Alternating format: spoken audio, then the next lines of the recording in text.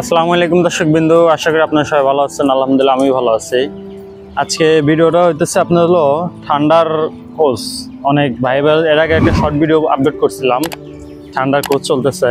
অনেক ভাই ভাইদের বলছেন যে ভাই ঠান্ডার কোর্সটা কীভাবে করবেন, কীভাবে কইরা ভালো হইব, আপনি কীভাবে করতেছেন।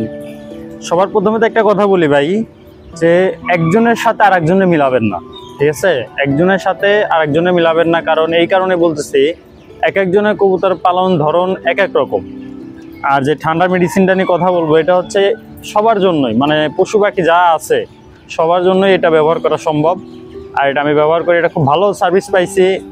পোস্টটা করছিলাম অনেক আগেই, কিন্তু আজকে সেটা মেন ভিডিওটা দেরি করে দেওয়ার উদ্দেশ্য এইটাই যে আমি যদি ভালো ফল না পাই তাহলে সেটা আপনাদের কিভাবে বলবো যে এটা করার পর যদি ভালো থেকে খারাপ হয়, পরবর্তীতে আপনারাই আমার সমস্যায় ফেলবেন। এজন্য আমি আগে ট্রিটমেন্ট করে যদি ভালো রেজাল্ট পাই, ভালো অপশন হয়, তারপরে আপনাদেরকে আমি বলি যে ভাই এটা ব্যবহার করে দেখতে পারেন। ব্যবহার যে করতে হবে এর কোনো মানে নাই, যার যার ব্যক্তিগত বিষয়, যার যেটা মনে চায় সেটাই করতে পারেন। কিন্তু বারবার একটা কথা বলি ভাই, এক একজনের কবুতরের ধারণ এক এক রকম, এক একজন কবুতর পালে এক এক সিস্টেমে। এজন্য বলি যে কেউ সাথে কেউ মিলাইয়া বিভ্রান্ত সৃষ্টি করবেন না। যাই হোক, ভিডিওর মূল কথায় আসি। ঠান্ডার ওষুধ খাওয়ানো হলো, প্রথমত নেবেন হচ্ছে আপনার হলো তুলসী পাতা।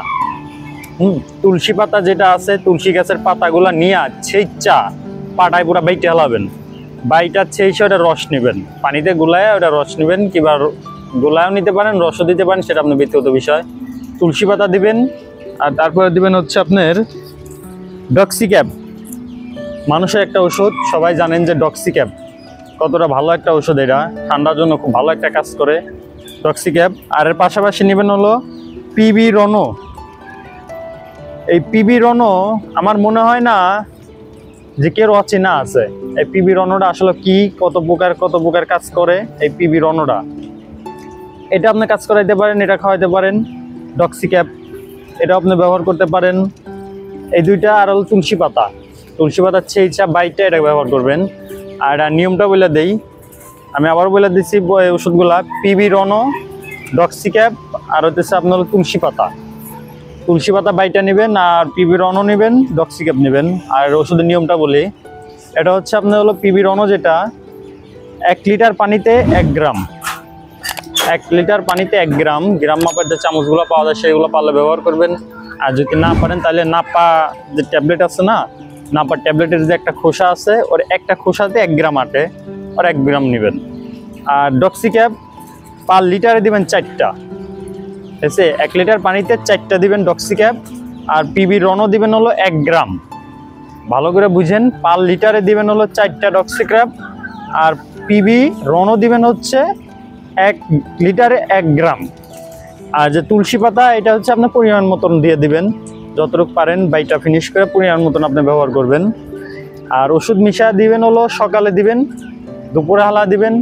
দুপুরের পর আপনি চাইলেও দিতে পারেন, না চাইলেও দিতে পারেন। যদি ঠান্ডা লাগে যায় তাহলে অবশ্যই দিতে হবে। আর যদি ঠান্ডা না লাগে তাহলে না দিলেও চলবে, পরের দিন আবার সকালে দিবেন। আর ঠান্ডা লাগলে এবারে 2 বেলা ব্যবহার করবেন, রাইতে কোনো পানি রাখবেন না, রাইতে কিছু ব্যবহার করবেন না। ওষুধ মিশানো পানি 6 ঘন্টার বেশি রাখবেন না। আর খাওয়াবেন হচ্ছে সর্বনিম্ন 3 দিন। সব কিছুর একটা কোর্স আছে, সব কিছু একটা নিয়ম আছে। সর্বনিম্ন 3 দিন খাওয়াবেন। 3 দিন পরে যদি দেখেন যে কবুতর নিয়ন্ত্রণে আসে নাই, তারপরেও আবার 2-3 দিন চলাবেন, ঠিক আছে? তার মানে আপনি 1 সপ্তাহ খাওয়াইতে পারবেন যদি কবুতর ঠান্ডা লাগা যায়। আর যদি না লাগে তাহলে দেখা যায় 3 দিনের কোর্স করবেন। আমরা এটা মাসিক কোর্সের ভিতরে রাখি।